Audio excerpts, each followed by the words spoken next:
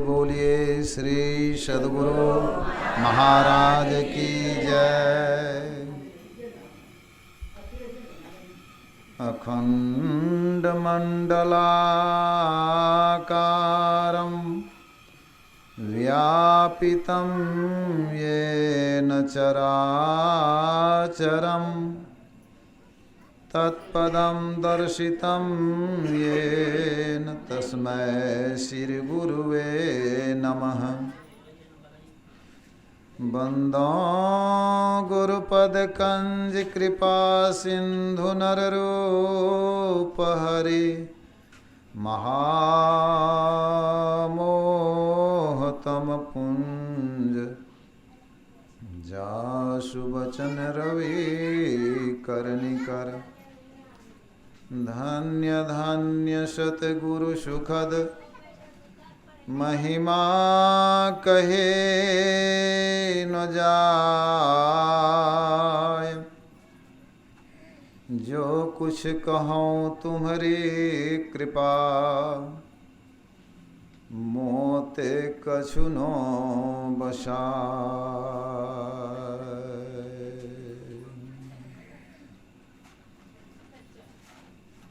पूज्य गुरुजन, परम आदरणीय धर्मानुरागी सज्जन वृंद, भक्तिमती माताओं एवं धर्मशीला बहनों, अभी हम लोग यत्र तत्र से एकत्र होकर के सत्संग में बैठे हुए हैं। सुन रहे थे यह सत्संग जो हो रहा है गृह प्रवेश के उपलक्ष्य में हो रहा है, गृह प्रवेश के शुभ अवसर पर हो रहा है। कुछ ना कुछ शुभ कर्म करते हैं गृह प्रवेश में अथवा और भी किसी कर्म को करने से पहले। पूजा पाठ भी करते हैं, सत्यनारायण भगवान की पूजा लोग कराते हैं। पंडित जी आते हैं तो पढ़ाते हैं याग अच्छा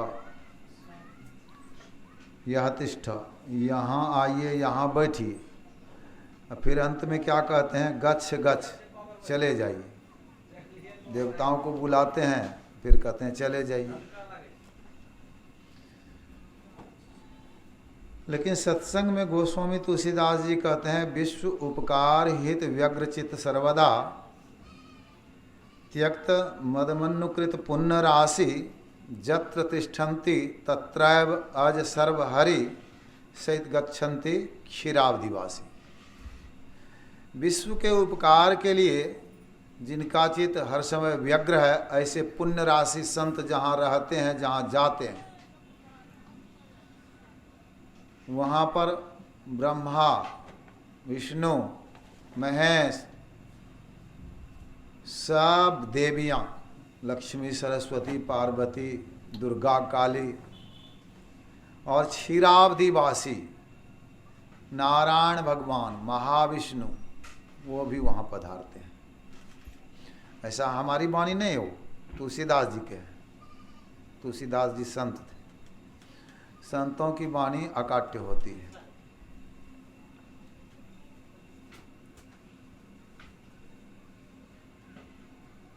भगवान बुद्ध के शिष्य का नाम था सारिपुत्र।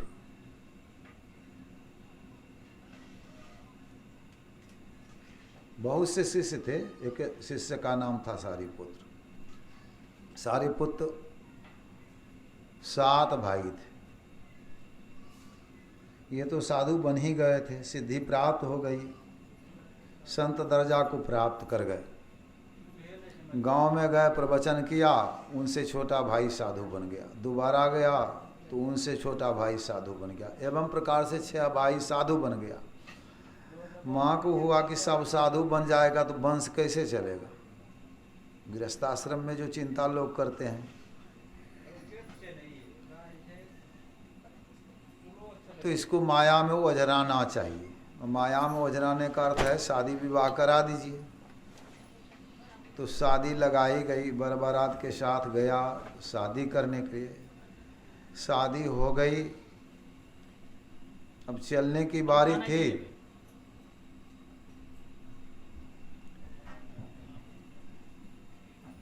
शादी होती है तो दूल्हा दुल्हन बड़े बुजुर्गों को प्रणाम भी करते हैं। चलेंगे तो सास ले गई अपने सास के पास।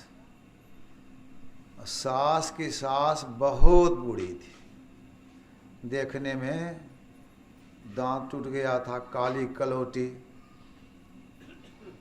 मुख बैठा हुआ, आँख भीतर, हड्डी हड्डी दिखाई देती थी। बैठी जो थी बैठ नहीं सकती थी, पाँव आगे में, ठहना, माथा, ये धौना, सब मांस शरीर में नहीं, सिर्फ हड्डी, पांचों बराबर। उसको देख करके बहुत डर हुआ। यह दुर्दशा मनुष्य की होती है। इससे बचने के लिए ही तो हमारे सब भाई साधु बन गए। मैं भी साधु बन जाऊंगा, विचार कर लिया, कहा किसी से नहीं। विदाई हुई, जंगल का रास्ता था, जंगल पार करते तो घर जाते, लेकिन जंगल में भाग गए। भागते भागते भगवान बुद्ध के पास आ गए, साधु बन गया। जिस माँ को 7 पुत्र हो, 7 साधु बन जाए, एक ठो साधु बने 7 में तो माँ कितना रोती है। और जब 7 साधु बन जाए तब तो बहुत रोती थी। माँ का स्वास्थ्य खराब हो गया।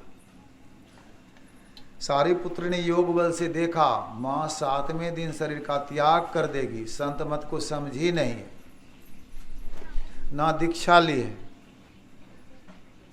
जो संत मत को अच्छी तरह से समझे नहीं है, दीक्षा नहीं लिए हैं, तो गाछ वृक्ष बन सकते हैं। ठंडी गर्मी बरसात में एक जगह रहना पड़ेगा। और कोई कुल्हाड़ी दबिया लेकर के आएगा तो काट देगा, भाग नहीं सकिएगा।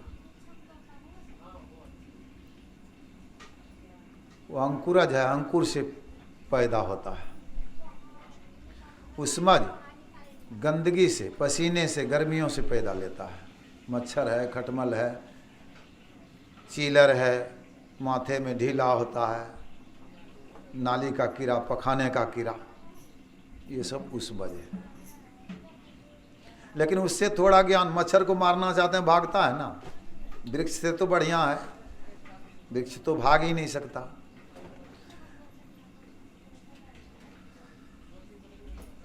अंडज है, अंडे से पैदा होता है। पक्षी तो सब है ही, सांप, मछली, कछुआ, गिरगिट आदि, यह सब भी अंडे से पैदा लेता है। पिंडज पेट से, पिंड का अर्थ होता है शरीर, तो शरीर निकलता है पेट से, माता के उदर से। अंडज भी माता के उदर से अंडा निकला। युधिष्ठिर महाराज से पूछा, जन्म लेने पर भी चेष्टा कौन नहीं करता? यक्ष ने पूछा था। युधिष्ठिर महाराज ने कहा, अंडा। जन्म तो लिया लेकिन हाथ गोड़ फेंकता है, रोता है। जन्म लिया लेकिन कुछ नहीं, कोई क्रियाकलाप नहीं। अब कोई जीव हो, मनुष्य का बच्चा है तो रोता है, देखिए हाथ गोड़ फेंकता है। अब पशु का बच्चा देखिए तो 1 घंटे में तो दौड़ने लगता है, दूध पीने लगता है अपने से।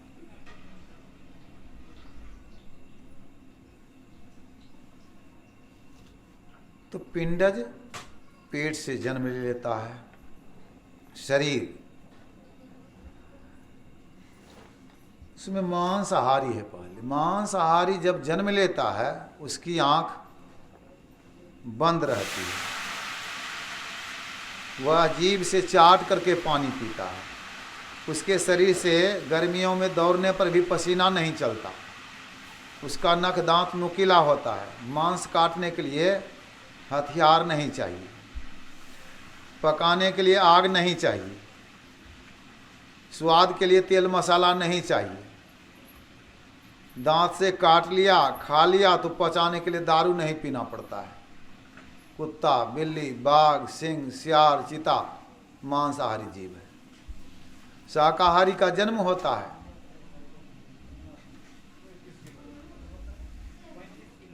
उसकी आंख खुली होती है, नखदांत चिपटा होता है, होठ सटा के मुंह सटा के पानी पीता है, शरीर से पसीना चलता है। गाय, भैंस, घोड़ा, गधा, हाथी, ऊंट, बंदर, बकरी, पशु अपने नियमों में चल रहा है। यहाँ कहते हैं हम शिव के भक्त हैं, जगाते हैं ना शिव को।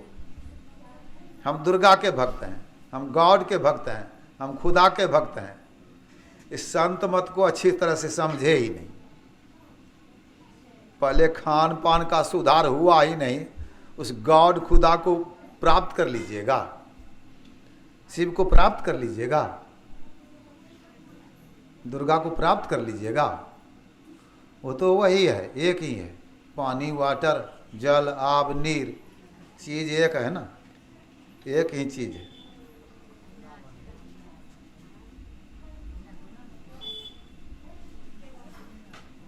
लेकिन उसकी प्राप्ति ऐसे नहीं हो जाएगी।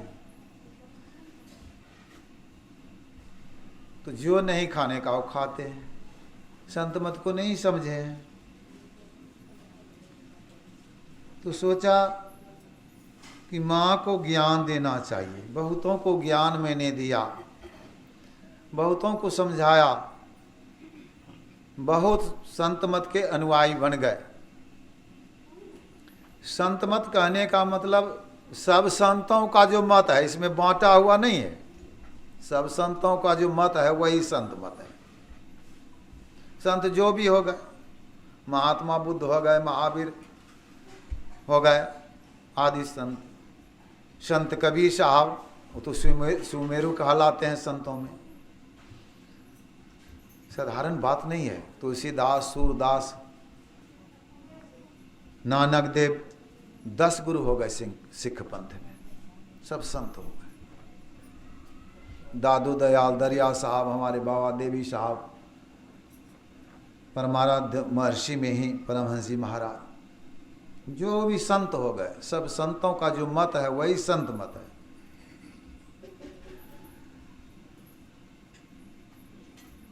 तो जो इस चीज को समझेंगे, पहले खान पान का सुधार करेंगे, चलेंगे, तो उनके मन में हुआ को माँ को समझाएं। खबर दिया, माँ मैं 400 शिष्यों के साथ घर आ रहा हूँ। माँ बहुत प्रसन्न हो गई। बड़ा पुत्र आ रहा है, यही पहले भागा था, सबके को लेकर के यही भागा, तो अब तो सब घूर करके आएगा, शादी विवाह करेगा, पोता पोती तो अब तो होगा, अब खिलाऊंगी। बहुत प्रसन्न हो गई। तो घर बहुत बड़ा था, घर को लिपाती पुतपाती है, संभलवाती है। 400 शिष्यों के साथ सारीपुत्र पहुँचे, सबको डेरा दिया गया। घर बहुत बड़ा था, नौकर नौकरानी की कमी नहीं, संपत्ति की भी कमी नहीं थी।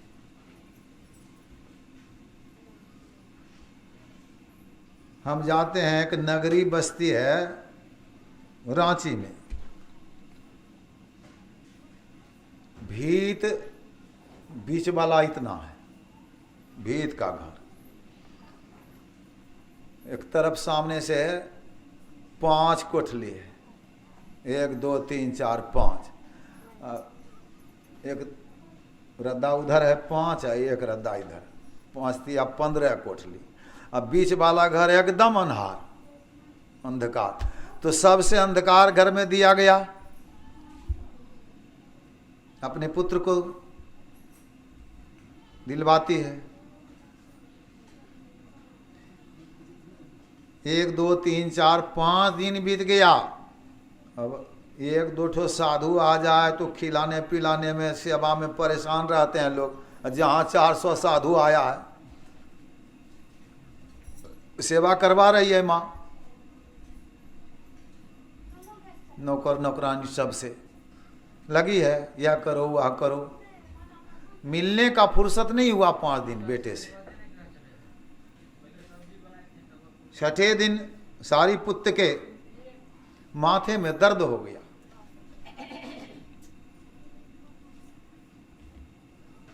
अब सेवा में लगा हुआ है शिष्य सब।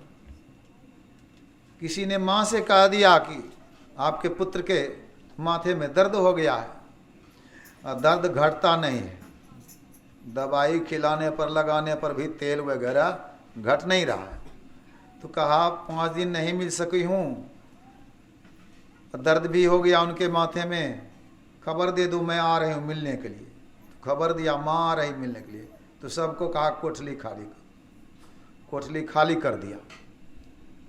माँ जब पहुंची तो अंधेरी कोठली में दिव्य प्रकाश था, दिव्य शरीर वाले देवता सब बैठे हुए थे, कुछ सेवा में थे। माँ ने पूछा कि बेटा ये सब कौन है? कहा माँ ये महाविष्णु नारायण भगवान है, शब्द से दिव्य। ये विष्णु भगवान है, ये शिव भगवान हैं, ये ब्रह्मा जी हैं, ये काली, ये दुर्गा, ये सरस्वती, लक्ष्मी, पार्वती, इंद्र, कुबेर, अग्नि, वरुण, पवन आदि ये सब देवी देवता है। माँ का बेटा ये भी तुम्हारे पास आते हैं? कहा हाँ माँ, जब हमको कोई तकलीफ हो जाती है, दुख हो जाता है तो ये सब हमारी सेवा में चले आते हैं। कहा बेटा तुम इतने बड़े हो? कहा माँ गुरु की कृपा से मैं इतना बड़ा। सबसे बड़े हैं संत, दूसरा नाम है, तीजा 10 अवतार तिन्हें प्रणाम है, ब्रह्मा विष्णु में है सकल अवतार है। अरे हाँ रे पलटू, सबसे ऊपर संत मुकुट सरदार है, संतों से बड़े कोई नहीं होते। भगवान श्री राम ने स्वयं कहा मोहते संत अधिक करी लेखा, हमसे ज्यादा संत हैं।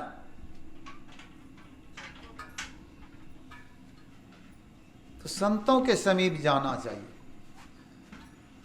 ब्रह्मा विष्णु में है सुर दुखिया, जिन या राह चलायु, लेकिन संत सुखी मन जीती हो। ब्रह्मा विष्णु में है सुर कहिए, इन सिर लागी काई, इन्हीं भरोसे मत कोई रहिए, इनहु न मुक्ति पाई। लेकिन संत तो मुक्त होते हैं।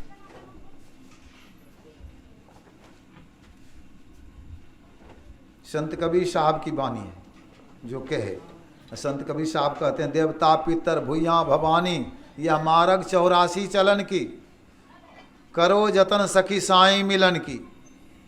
परमात्मा से मिलने का यत्न करो। पलटू साहब कहते हैं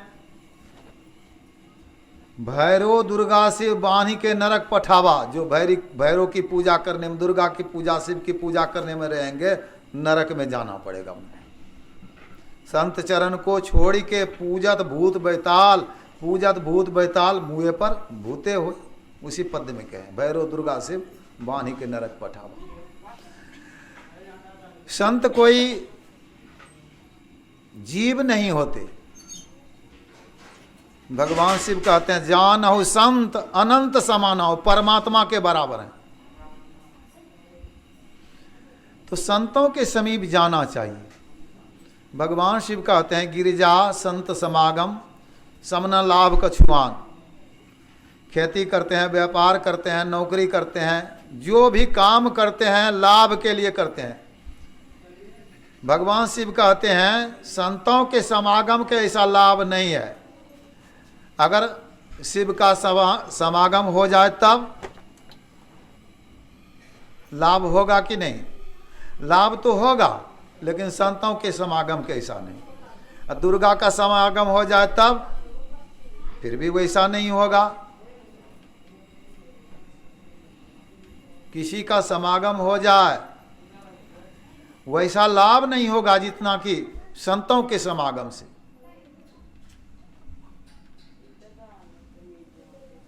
थोड़ा सा विचार करके भी देखना चाहिए भगवान शिव सही के हैं कि गलत के हैं। तो देखिए शिव के गण थे, शिवलोक में रहने वाले थे, रामचरितमानस में है।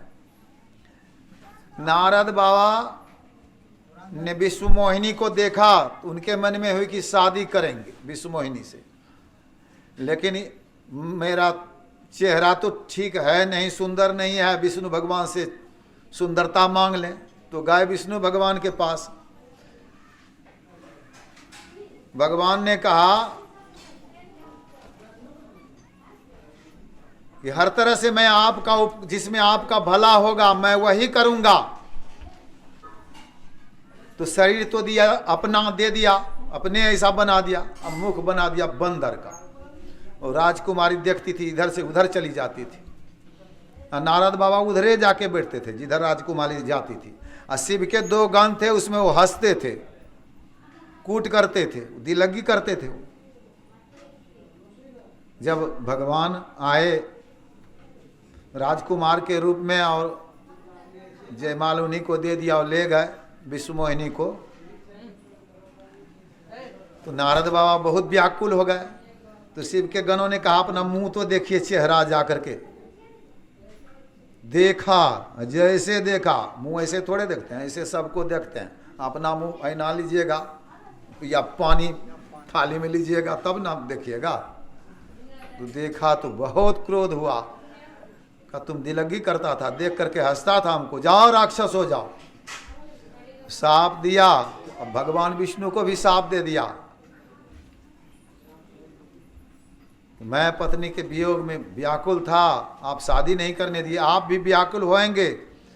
जैसी आकृति हमारी अब बनाए थे आप बंदर की, यही बंदर सहायता करेगा। साप दे दिया, वही हुए भगवान राम। अब वह कौन हुआ? शिव का गण रावण कुंभकर्ण। कहाँ जाना पड़ा पहले? सबसे ज्यादा दुख जहाँ होता है, सबसे ज्यादा दुख कहाँ होता है?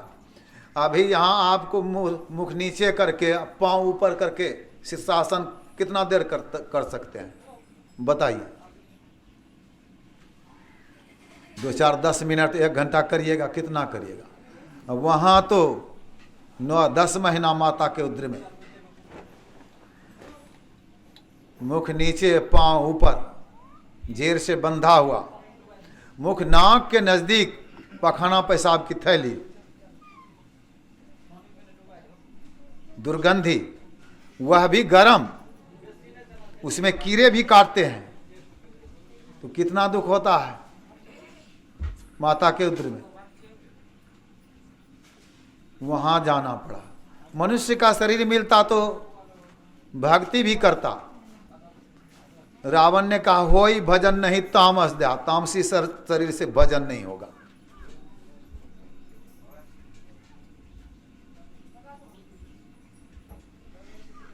तो देखिए, या माता के उदर में जाना, पुनरपि जननम पुनरपि मरणम पुनरपि जननी जठरे शयनम।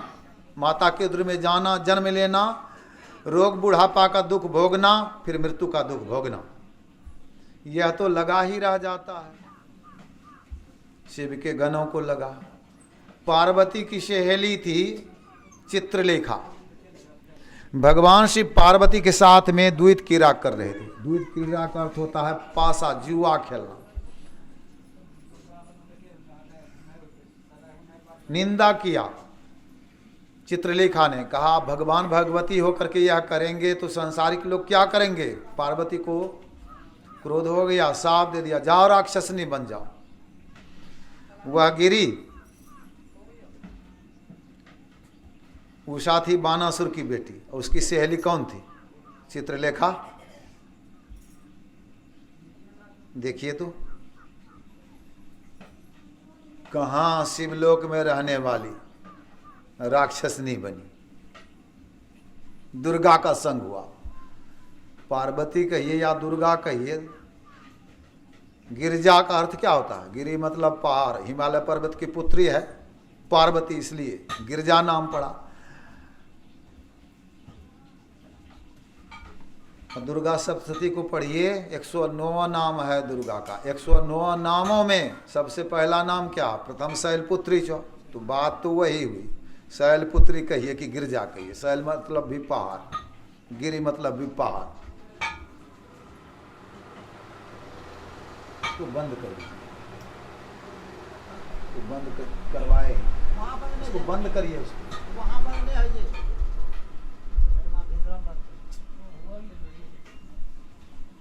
तो यह दुर्दशा होती है। विष्णु लोक से विष्णु भगवान गिरे, कौशल्या के उदर में गए। एक बार भगवान श्री राम बैठे थे, एक कुत्ता आया, खांसी किया, हनुमान जी सेवा में थे, कुत्ते के मुख से कीड़ा निकला। भगवान श्री राम कीड़े को देख करके मुस्कुराने लगे। हनुमान जी ने मुस्कुराने का कारण पूछा तो भगवान श्री राम ने कहा, यह कीड़ा पहले ब्रह्मा था। मस कहीं करे विरंचि प्रभु अजहि मसकते हीन अस विचारी तजी संशय राम ही भजहि प्रवीण। प्रभु मच्छर को ब्रह्मा बनाते हैं, ब्रह्मा को मच्छर से भी तुच्छ बना देते हैं। कीड़ा के मुख का कीड़ा ब्रह्मा, कुत्ते के मुख का कीड़ा बना दिया ब्रह्मा को। बिचारी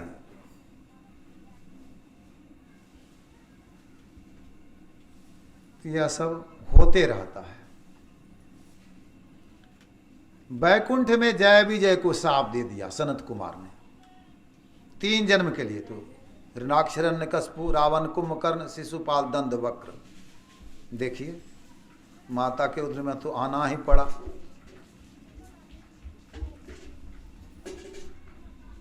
फिर गोलोक में भगवान श्री कृष्ण रहते हैं राधा जी के साथ में। राधा की सहेली ललिता आदि भी, और भगवान के सखा श्रीदामा जी। राधा से रूठ करके भगवान ललिता से प्रेम करने लगे। राधा जी ने कहा श्रीदामा जी से, अपने सखा को समझा दीजिए ऐसा ना करे। तो समझाने के क्रम में कुछ कड़ी कड़ी बातें, बड़ी बड़ी बातें कहने लगे। तो भगवान कुछ नहीं बोले। अब राधा जी बर्दाश्त नहीं कर सकी। राधा जी ने साफ दे दिया, जाओ राक्षस हो जाओ। तो गिरा तो राक्षस श्रीदामा नाम का हुआ। कंस से मल्ल युद्ध हुआ, दोनों सम रह गए, मित्रता हो गई। भगवान कृष्ण को मारने के लिए जब भगवान कृष्ण का अवतार हुआ तो श्रीदामा को कंस ने भेजा, भगवान ने मार दिया उनको। राधा जी को भी साफ दे दिया श्रीदामा ने। कहा भी समझाने के लिए बोली थी आप ही, और आप साफ दे रही, मैं भी साफ देता हूं, जाइए।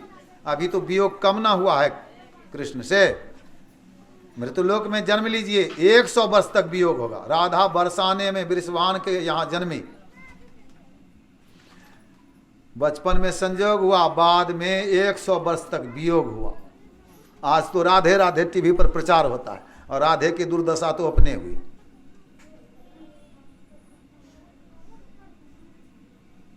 अब कहां जाएंगे जो उद्धार होगा? तो भगवान शिव बतलाए हैं ना, संतों के समागम का ऐसा लाभ नहीं है। पहले तो संतों का संग करिए। प्रथम भक्ति संतन करिए कर संगा।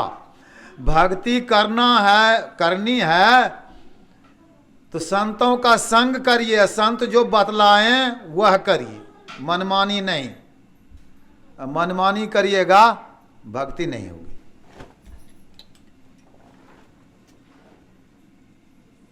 तो पहले तो संतों की शरण में ही जाना पड़ेगा।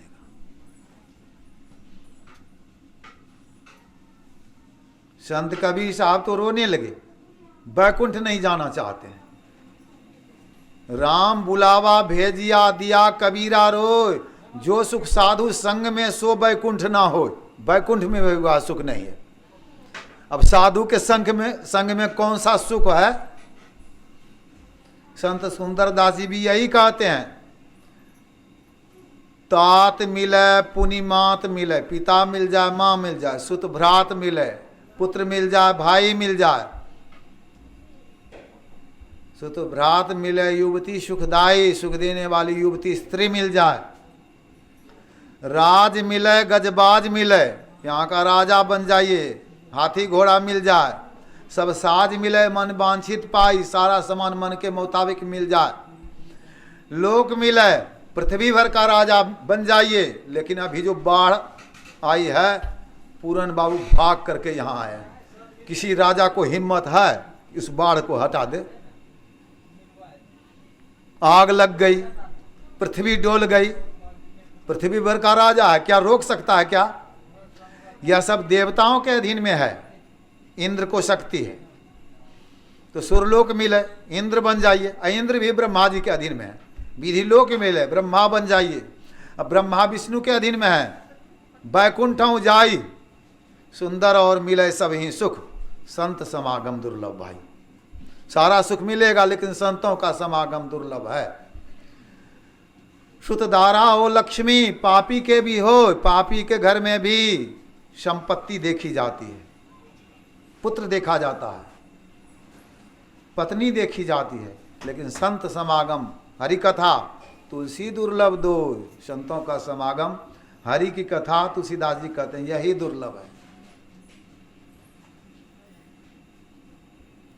तो मां को उसी समय संत मत समझाया सारिपुत्र ने, समझा करके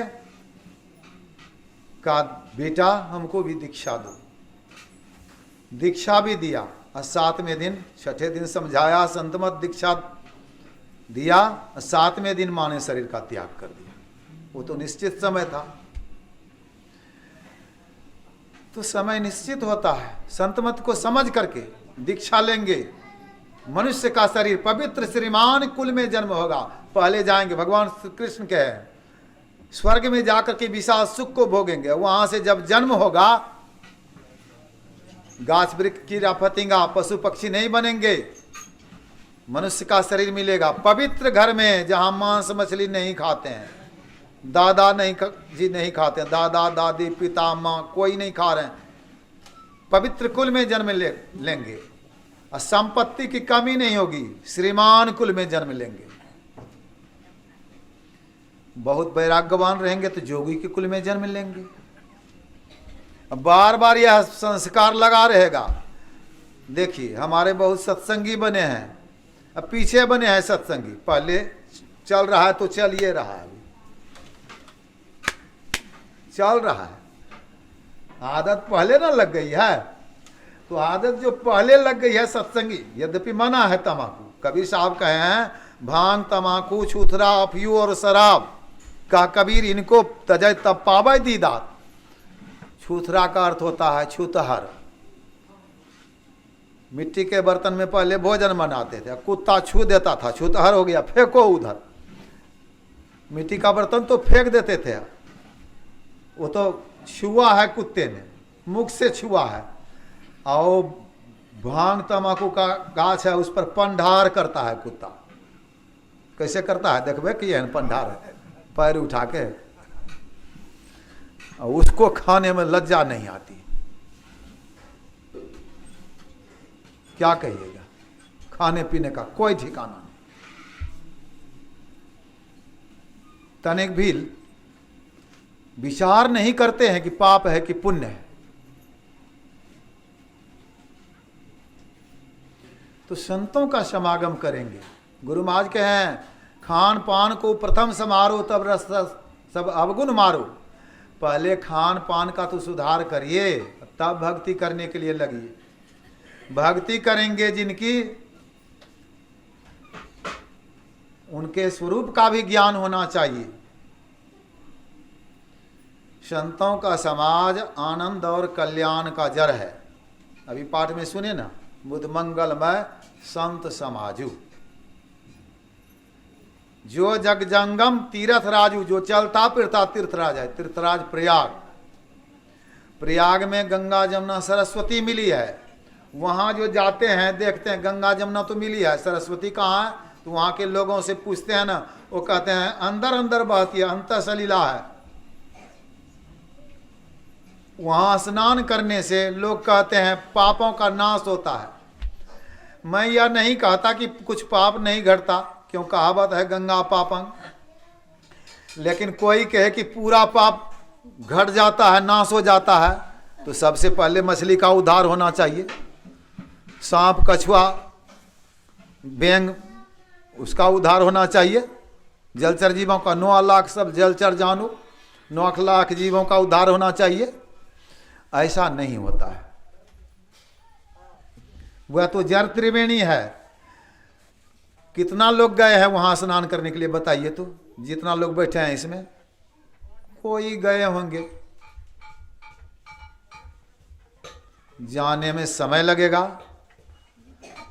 रुपया भी चाहिए। यहाँ 5 दिन काम छोड़िए, 5 दिन का बांध लीजिए, जो कमाए हैं, 10 दिन का गया ना, तब कहीं स्वस्थ हैं, साथी संगी हुआ तो जा करके देखेंगे, स्नान करके आएंगे। लेकिन संतों का समाज चलता फिरता तीर्थराज है, वही आ जाते हैं आपके पास।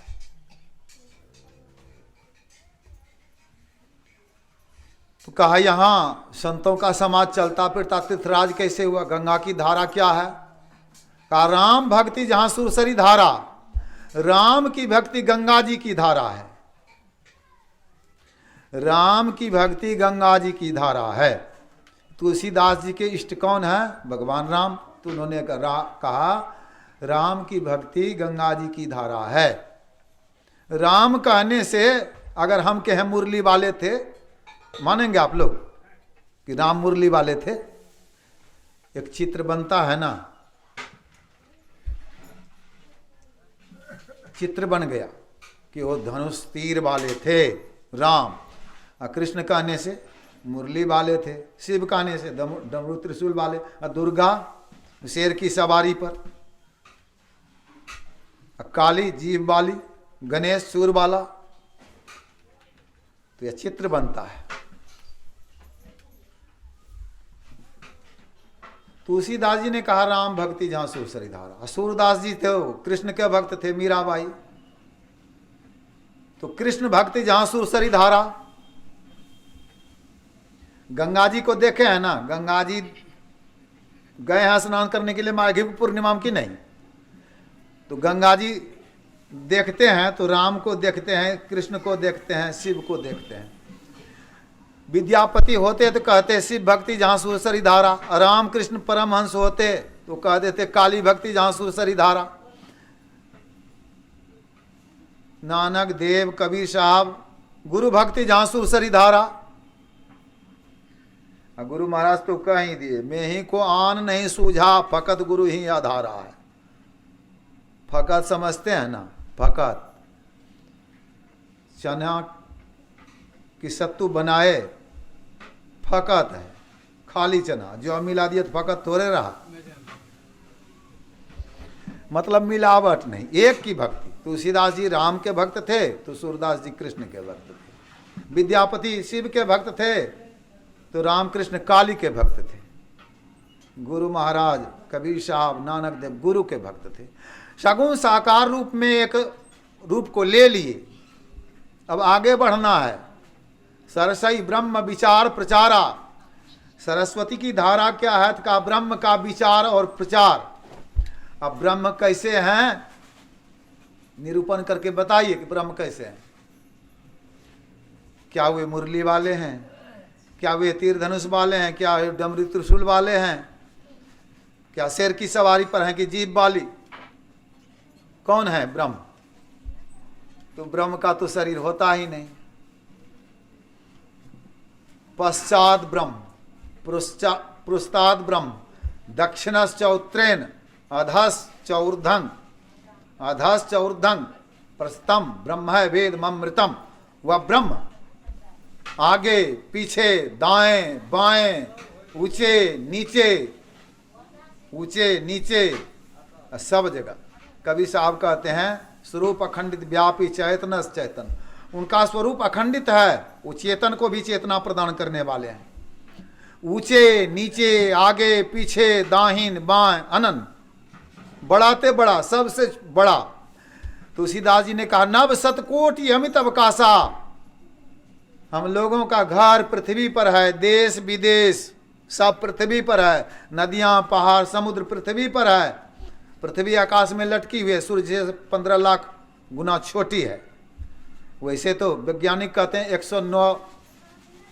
109 गुना छोटी है पृथ्वी सूर्य से। लेकिन संतों की वाणी है, रामचरितमानस सार शक्ति में गुरु महाराज लिखे हैं, सूर्य के पास जाकर के नापे। हवाई जहाज थोड़ा सा ऊपर में उड़ता है, लगता है इतना सा उड़ रहा है, लेकिन 1 किलोमीटर पर यहां से देखिएगा ना हवाई जहाज तो बहुत बड़ा दिखाई देगा। वहां जाके चढ़िए तो बहुत बड़ा है। दूरबीन खुरबीन से कैसे सूर्य को नाप लेंगे? संत तो कह रहे हैं 15 लाख गुना छोटी है पृथ्वी सूर्य से, वह भी आकाश में लगता है इतना बड़ा, एक परात के तरह। तारे झुंड के झुंड है, चंद्र है, ग्रह नक्षत्र जो भी है आकाश में है। आकाश कितना शून्य है, कितना खाली जगह है आकाश में, या तो एक ही आकाश है। जिस परमात्मा में 100 करोड़ आकाश हो,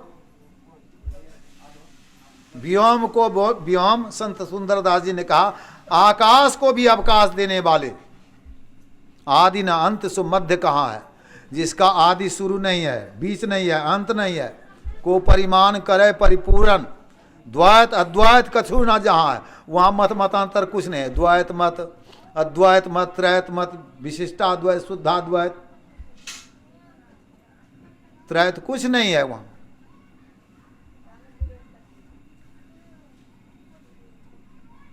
वहाँ तो सब एक ही है।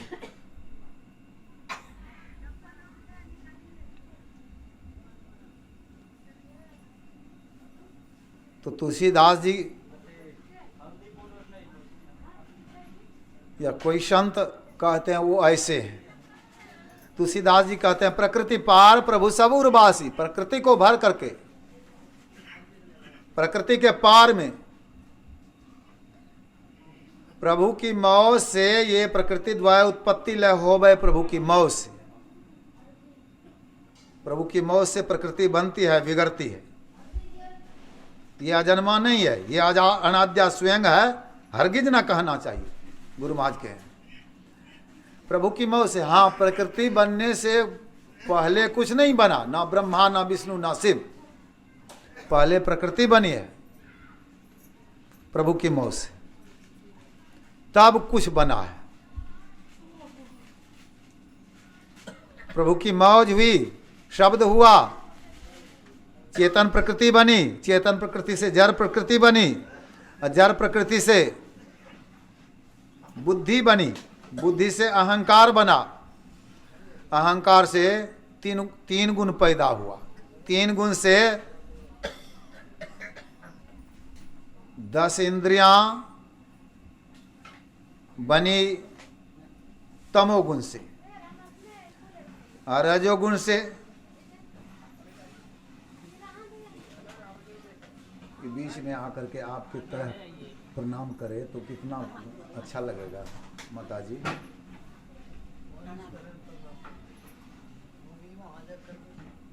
रजोगुण से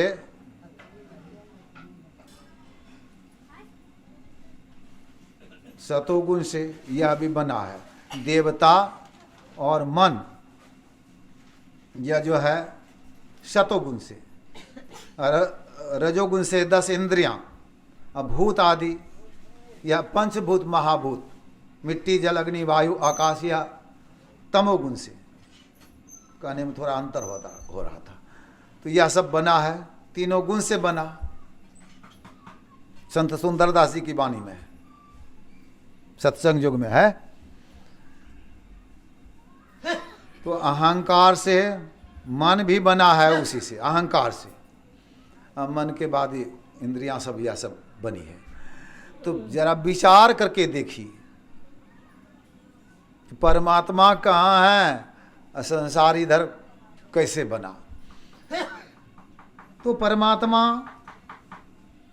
प्रकृति को भर करके प्रकृति से परे हैं, सबके हृदय में हैं। तुलसीदास जी कहते हैं व्यापक व्याप ब्रह्म, व्यापक व्याप अखंड अनंता अखिल अमोघ शक्ति भगवंता, अगुण अदभ्र गिरा गोतीता समदर्शी अनबद्ध अजिता, निर्मल निराकार निर्मोहा नित्य निरंजन, निराकार कहते हैं, नित्य निरंजन सुख संदोहा, प्रकृति पार प्रभु सब उर्वासी, ब्रह्म, उसको ब्रह्म कहा गया, ब्रह्म निरी विरज अविनाशी। तो जो निराकार है ब्रह्म। अब राम को ब्रह्म कहा तो तुलसीदास जी ही शिव को क्या कहा, व्यापकम ब्रह्म वेद स्वरूपम, वो व्यापक हैं, ब्रह्म हैं, निजं निर्गुणम निर्विकल्पम निरीहम, चिदाकाश माकाश भासम भजे हम निराकार, वो भी निराकार हैं। ओंकार मूलंग तुरीयंग, तूर्य के मूल में, हमारे परमाराध्य गुरु महाराज बनाए हैं सत्संग युग में नक्शा। सत्संग मंदिर में भी बहुत नक्शा है पिंड ब्रह्मांड का। तूर्य अवस्था आंख से ऊपर है, जीव अंधकार भाग में रहता है जागृत अवस्था में आंख में, स्वप्न अवस्था में कंठ में, गहरी नींद में हृदय में। ये 3 अवस्थाओं में आते जाते रहता है। यह भजन करना नहीं है। भजन तूर्य अवस्था में किया जाता है। 3 अवस्था तजहु भजहु भगवंत, तुलसीदास जी कहते हैं। तो इधर चलेंगे ऊपर तो भजन होगा, बाहर में कहीं फूल चढ़ाइए, बेलपात चढ़ाइए, खूब धूप दीप अक्षत जल चढ़ाइए, चंदन चढ़ाइए, भजन नहीं हुआ, भक्ति नहीं हुई। हाँ, अर्पण करते हैं श्रद्धा के साथ, हुआ ठीक है। पहले अवस्था में वैसे अमरुद पढ़ते हैं, वह भी ठीक है, पढ़ना तो पड़ेगा वैसे अमरुद, पहले से वहीं से चलना पड़ेगा। लेकिन उसी में रह जाए वैसे अमरुद सब दिन वैसे अमरुद, तब विद्वान कैसे बनिएगा? वैसे अमरुद को छोड़ना पड़ता है, आगे बढ़ना पड़ता है। संतों ने एक नाम एक रूप को लिया, आगे बढ़े। अब तूर्य अवस्था में जो जाएंगे, पहले जैसे इसमें प्रवेश करेंगे तो बिजली का छिटक, तारा का प्रकाश, चंदा का प्रकाश, उसको सहस्रदल कमल कहते हैं। और दूसरे दर्जा में त्रिकुटी में सूर्य का दर्शन होगा। तीसरे में शून्य है, चौथे में महाशून्य है, 5वें में भ्रमर गुफा, साम्यावस्था धारणी जरात्मिका मूल प्रकृति। संसार बनने का सारा मसाला जहां मौजूद हो उसको साम्यावस्था धारणी जरात्मिका मूल प्रकृति कहते हैं। फिर चेतन प्रकृति, फिर चैतनस चैतन परमात्मा। 7 दर्जा गुरु महाराज बनाए हैं। तो चलना है, बाहर नहीं अंतर में चलना है। जो अंदर में चलेंगे वही परमात्मा के भक्त बनेंगे। अंधकार को पार करेंगे, प्रकाश को पार करेंगे, शब्द को पार करेंगे। निशब्दम परमम पदम, बीजाक्षरम परम बिंदु नादो तस्यो परिस्थितम स्वशब्दम चाक्षरे चीने निशब्दम परमम पदम। अक्षरों का बीज बिंदु है। कोई रूप बनाइए या कोई ओ लिखिए, अलिफ लिखिए, ए लिखिए, क लिखिए, जो भी लिखिए, जैसे पेंसिल कलम धरे बिंदु हो गया। लेकिन बिंदु परिभाषा है, जिसमें लंबाई चौड़ाई मोटाई नहीं, उसे बिंदु कहते हैं। बना क्या बाहर में रेखा, अनेक बिंदुओं के मिलन से रेखा बनती है। रेखा में सिर्फ लंबाई है, मोटाई चौड़ाई नहीं। बाहर में कलम के नोक से, पेंसिल के नोक से रेखा नहीं बना सकते, चौड़ाई हो जाएगी। बिंदु नहीं बना सकते, उसमें भी चौड़ाई हो जाएगी। नहीं विश्वास है ना, एक ठो कागज लाइए, एक ठो कलम, बिंदु देते जाइए, देखिएगा भर जाएगा। रेखा देते जाइए, भर जाएगा। चौड़ाई नहीं हुई तो भरा कैसे? लेकिन बड़े बड़े महात्मा आते हैं, हजारों आदमी, लाखों लोग देखते हैं। एक बित्ता का कागज है, एक बित्ता मुंह है, सब देख रहे हैं यहीं। किसी की दृष्टि की धार टकराती है वहाँ। यह लंबाई है, चौड़ाई मोटाई नहीं है दृष्टि के धार में। जहाँ दृष्टि की धार जुटेगी, स्थूल नयन दृष्टि धार दऊ, निज दृष्टि धार दऊ, सन्मुख जोरो रे। जोरी जकर सुख मन में बैठो तो गगन उड़ी जोरे। मन तुम बसो तीसरो नैना, महा तहाँ से तल चल दीजियो रे। कबीर साहब इसको कहे हैं, दाहिने सूर्य चंद्रमा बाएं, तिनके बीच छिपाना है। दाएं आंख में सूर्य का वास है, बाएं में चंद्र का, तिनके बीच में। बात सब संत इशारा कर दिए हैं, वहीं से रास्ता है जीव का। राह गई है बड़ी झीनी है साधो नयन नगर से, आँखी मध्य पाँखी चमकाए, पाँखी मध्य द्वारा, कभी साहब के हैं आँख के बीच में बिंदु चिटकती है, बिंदु के बीच में जीभ का बैठक है, और वहीं से जो जहाँ बैठे आगे पीछे दाएं बाएं जहाँ बैठे वहीं से न चलेंगे। जीभ का बैठक बिंदु मध्य च जीव आत्मा, भगवान शिव के हैं बिंदु के बीच में जीभ का बैठक है, और वहीं से जीव चलेगा। इधर आता है नीचे लेकिन ऊपर नहीं चलता है। गुरु से युक्ति लेकर के ऊपर चलेगा, अपने घर के तरफ जाएगा। रास्ता ज्योति शब्द का राह बनाया, गुरु महाराज के हैं ज्योति और शब्द का रास्ता है, अंदर में यह रास्ता है। सहारा ज्योति में ज्योति है और शब्द में शब्द है। पानी आ गया है बाढ़, जो हेलना जानते हैं ना हेलते हैं, पानी ही सहारा है, पानी ही रास्ता है, वहां तैरते हैं, पार हो जाते हैं। और जो तैरना नहीं जानते जकड़ के वहां रह गए तो डूब जाते हैं। तो जो गुरु की युक्ति जानेंगे, अंदर में चलेंगे, पार हो जाएंगे संसार रूपी समुद्र से। नहीं जानते हैं युक्ति, पार नहीं हो सकते। भेद या पाना किसी ग्रंथ से है असंभव। ग्रंथ में सब लिखा है लेकिन नहीं जानिएगा, है असंभव। समझ लो किसी संत से, संत बतलाते हैं। नयन कमल के मांझ पंथ ही धारिये, गुरु महाराज भी लिखे हैं। माता जी बैठ के सुनिए ना, वो प्रणाम से उतना लाभ नहीं होगा जितना सुनने से। तो संतों का रास्ता है, अंदर में चलिए, सब संतों ने कहा। सब एक मानिए, जो राम वही शिव। दुर्गा के लिए तुलसीदास जी क्या लिखे हैं? नहीं तब आदि मध्य अवसानामित प्रभाव वेद नहीं जाना। जिसका शुरू नहीं है, बीच नहीं है, अंत नहीं है, दुर्गा तो ऐसी है। अब बनाते हैं कैसा? माई दाई जैसी होती है वैसे ना दुर्गा को बना देते हैं एकदम मंदिर में। अच्छा, उसका शुरू है कि नहीं? पैर में शुरू तो पेट में बीच, माथे में अंत, दाएं बाह में शुरू करिए, सीने में बीच, अब बाएं में अंत। दुर्गा ऐसी है ही नहीं,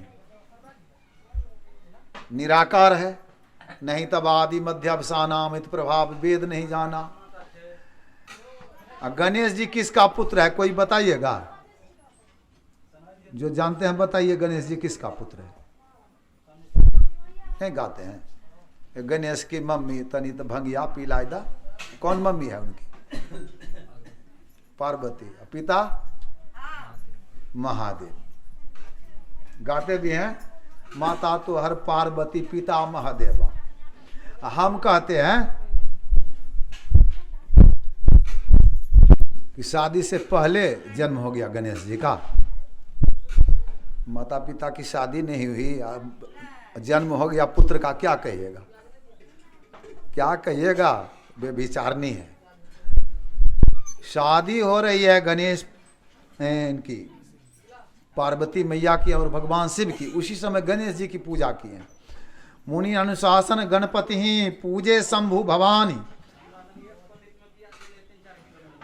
मुनि की आज्ञा से शंभु और भवानी ने, शिव पार्वती ने गणेश जी की पूजा किया।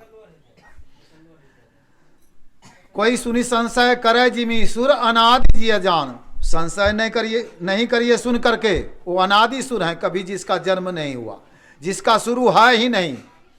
वो अनादि सुर तो एक ही परमात्मा है, जिसका कभी जन्म नहीं। संत मत में परमात्मा को अजन्मा बताया गया। असीम, अजन्मा, अगोचर, सर्वव्यापक, सर्वव्यापकता के भी परे हैं। उसे ही सर्वेश्वर सर्वाधार मानना चाहिए। तो ऐसे जो परमात्मा हैं, नाम ना अनेक कह दिए हम, लेकिन चीज तो एक ही हो गया। निराकार या आकाश है, पहले से है। इसमें पृथ्वी बन गई, सूर्य बन गया, तारे चांद बन गया, हम लोगों का घर बन गया, आकाश घट गया, घटा है। घर पूरा हुआ कि नहीं? सूर्य पूरा है कि नहीं? वो सब भी पूरा है, चंद्र पूरा, तारा पूरा, सब पूरा है। लेकिन आकाश घट नहीं गया, निराकार घटता नहीं है। और आकाश कहीं आता जाता है क्या? आपका घर बन गया, इसको मठाकाश कहते हैं। मसारी लगा दीजिए पटाकाश हो जाएगा, घड़ा रख दीजिए घटाकाश हो जाएगा। अब घड़ा फोड़ दीजिए तो आकाश कहाँ गया? तो मसारी वाले आकाश में मिल गया, वो पटाकाश हो गया। मसारी हटा दीजिए, कहाँ गया? मठाकाश में मिल गया। इसको मठ को तोड़ दीजिए, कहाँ चला गया? महदाकाश में मिल गया। आकाश पहले से था, घर पीछे, मसारी पीछे, घड़ा पीछे, और सब टूट भी गया, फूट भी गया, लेकिन आकाश तो है। तो परमात्मा रहते हैं, आकाश का भी नाश हो जाता, प्रकृति का नाश हो जाता, सबका नाश हो जाता है, लेकिन परमात्मा का नाश नहीं होता। घड़ा में आकाश है, घड़ा को उठा करके ले गए, आकाश गया उसके साथ में। आग ले जा सकते हैं, मिट्टी ले जा सकते हैं, पानी ले जा सकते हैं, हवा को भी बैलून में भरते हैं, फुटबॉल में, चक्का में ले जा सकते हैं, लेकिन आकाश को ले जा सकिएगा? आकाश को नहीं ले जा सकिएगा। आकाश बहुत सूक्ष्म है, वो कहीं आता जाता नहीं। परमात्मा कहीं आते जाते नहीं, वो तो स्थिर है, सब जगह है। बाहर भीतर एके जानो यह गुरु ज्ञान बताई। जो भीतर में वही बाहर में, जो बाहर में वही भीतर में। गाय काली गोली कैली सिलेबी चरकी होती है, सबके अंदर में दूध एक सा उजला है। तकिए का खोल गिलाफ नीला पीला हरा लाल है, लेकिन सबके अंदर में वही एक रुई। यहाँ गोरा काला नाटा मोटा पतला लंबा जो भी है, सबके अंदर में वही परमात्मा एक है। तो अपने आप को पहले हम जीवात्म प्रभु को अंश है, अपना पहचान करेंगे हम कौन है। हम कहते हैं हमारा मन खराब है, मन नहीं ना है, बुद्धि काम नहीं करती हमारी, बुद्धि हम नहीं ना है, हमारी बुद्धि है। हमारा चित्त नहीं लगता, हम चित्त नहीं है। हमारी आंख है, हमारा कान है, हमारी नाक है, हमारा मुख है, हमारी जिह्वा। हम कौन है? हम हैं चेतन आत्मा। सिर्फ चेतन चेतन कहने से सिर्फ चेतन नहीं हो जाएगा, या तो अपना पहचानना करना पड़ेगा। दूध घी के घी दूध के साथ में है, पूरी बनेगी? पूरी नहीं बनेगी तब तक जब तक घी को अलग नहीं कर लेते। मथना पड़ता है, मथ के मक्खन निकालते हैं, मक्खन को आग पर चढ़ाते हैं, तब होता है घी, तब बनती है पूरी। इसी तरह से हम सब चेतन आत्मा शरीर इंद्रियों के साथ में मिले हुए हैं, और जब तक मिले हैं तब तक दुख होगा।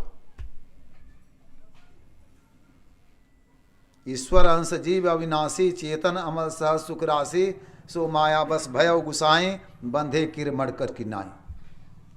फंसे हुए संसार में।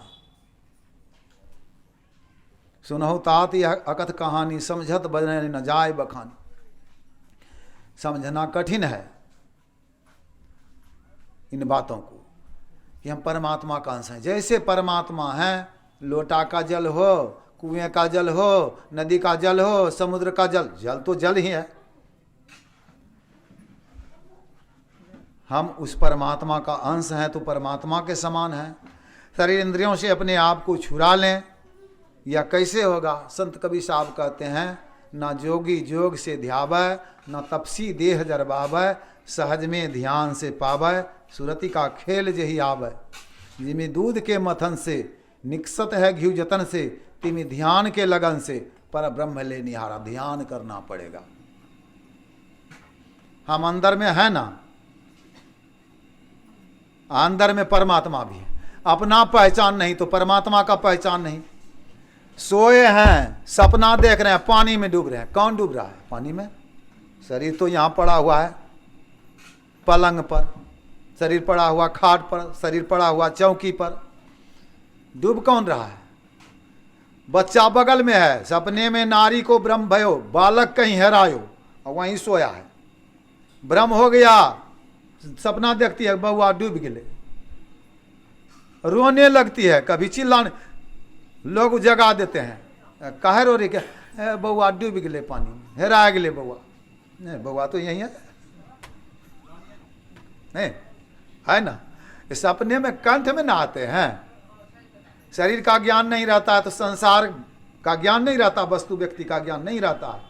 शरीर का ज्ञान हुआ, वस्तु व्यक्ति का ज्ञान हुआ, उसी तरह अपने तय का जब ज्ञान होगा, आप उनको ही खोज मिले जब राम सने ही परमात्मा का ज्ञान हो जाएगा। कह नानक बिनु आपा चिन्ह मिटाए न भ्रम की काई, जो को रूह आपनी देखा सो साहब को पेखा।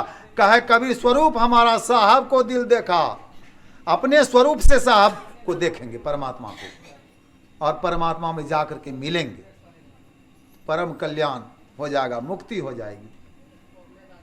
तो यही काम करने के लिए यह सत्संग है। इस सत्संग में विघ्न करने वाले देवता नहीं आते हैं। हनुमान जी भगवान श्री राम की आज्ञा से गए थे फुलबारी में फूल लाने के लिए, शनि महाराज वहाँ थे, उनका प्रतिज्ञा था सबसे पहले जो मिलते थे सुबह उसके माथे पर चढ़ते थे। हनुमान जी से कहा मैं माथे पर चढ़ूंगा, कहा हमारे माथे पर नहीं चढ़िए, हम भगवान के काम से आए हैं। कहा हमारा प्रतिज्ञा जो है ना यही है, नियम भी पक्का है हमारा, जो सुबह मिलता उसी के माथे। हनुमान जी ने बहुत समझाया कि भगवान के काम में विघ्न नहीं करिए। शनि महाराज ने कहा हो तो हम अपने नियम में पक्के हैं, चढ़वे करेंगे। हनुमान जी ने कहा इसमें मंगल नहीं होगा आपका, का संसार का अमंगल मैं करता हूं, हमारा अमंगल कौन करेगा। कहा नहीं मानते हो तो चढ़ जाओ। हनुमान जी के माथे पर चढ़ गए शनि महाराज। हनुमान जी जानते हैं पहाड़ उठाने वाले थे ना, उठा के एक ठो पहाड़ धर दिया माथे पर, उसके ऊपर माथा करा पहाड़ ऊपर से बीचे में पिच गया एकदम, चिल्लाने लगा बचाइए बचाइए, रक्षा करिए रक्षा करिए, शरणागत की रक्षा करना यह धर्म है। कहा अब धर्म सूझने लगा, अभी कह रहा था मैं तो मानता नहीं था हमारी बात को, अब धर्म सूझ रहा है, प्राण जा रहा है। तो पहले प्रतिज्ञा करो, जहां सत्संग होगा हरि की चर्चा होगी वहां जाना नहीं। संगति सो जर जाना चर्चा राम की, दुल्हा बिना बारात को हो किस काम की। संत कबीर साहब के हैं, जिस सत्संग में राम की चर्चा नहीं हो वह सत्संग सत्संग नहीं है। दुल्हा चला गया शादी हो जाएगी, बारात जाए कि नहीं जाए, और दुल्हा नहीं गया बारात जाकर के बेइज्जत होगा, मार खा करके आएगा। तो राम की चर्चा होती है सत्संग में, परमात्मा की चर्चा होती है, परमात्मा राम की इसमें सत्संग में। वह सत्संग सत्संग क्या, तुलसी साहब के हैं अगम राह रस रीति न जानी, बहु सत्संग किया ना किया। अगम परमात्मा, राह रास्ता, रीति भेद युक्ति। अगर परमात्मा से मिलने की युक्ति भेद नहीं जाने, रास्ता नहीं जाने, तो जीवन भर सत्संग किए अथवा नहीं किए उससे क्या फायदा मिला, वो तो बेकार हो गया जीवन। तो संत मत के सत्संग में परमात्मा से मिलने की का रास्ता बताया जाता है। अंदर में रास्ता है, अद्भुत अंतर की डगरिया जा पर चलकर प्रभु मिलते। इस रास्ते पर जो चलेंगे उसको परमात्मा में ही प्रभु मिलते, परमात्मा मिलते हैं। प्रकाश मिलता है, शब्द मिलता है, फिर परमात्मा मिलते हैं। तो यह उत्तम काम। यहाँ के घर भाई का नाम तो नहीं जानता हूँ, ये हमारे पूरन बाबू की बेटी का घर है। नाम जानते हैं तो आप लोग बता सकते हैं, हम तो नहीं पूछे हैं। भुजंगी राम ने सत्संग कराया।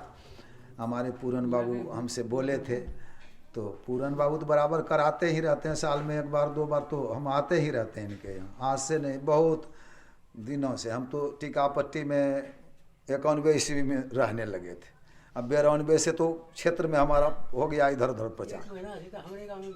हाँ, वहाँ भी रहे हैं 1 महीना। खिलाते भी थे यही पूरन बाबू खिलाते थे सब दिन 1 महीना पूरा। तो विचारिए, मतलब बड़े श्रद्धालु हैं। जब जब कहते हैं फुर्सत रहता तो आना पड़ता है, कठिन प्रेम के पाले पड़कर प्रभु को मान बदलते देखा, अपना मान टले टल जाए, भक्तों का मान न टलते देखा। आना पड़ता है। तो यह बहुत उत्तम काम यह सत्संग करवा करके किए हमारे पूरन बाबू। मैं गुरु माँ से प्रार्थना करता हूँ, यह सत्संग जो हुआ सब में आपका गुण गाया गया, आपकी भक्ति हुई, तो इनके ऊपर कृपा करेंगे, यहाँ सुख मिले, परमार्थ भी बने। बोलिए प्रेम से श्री सद्गुरु महाराज की जय।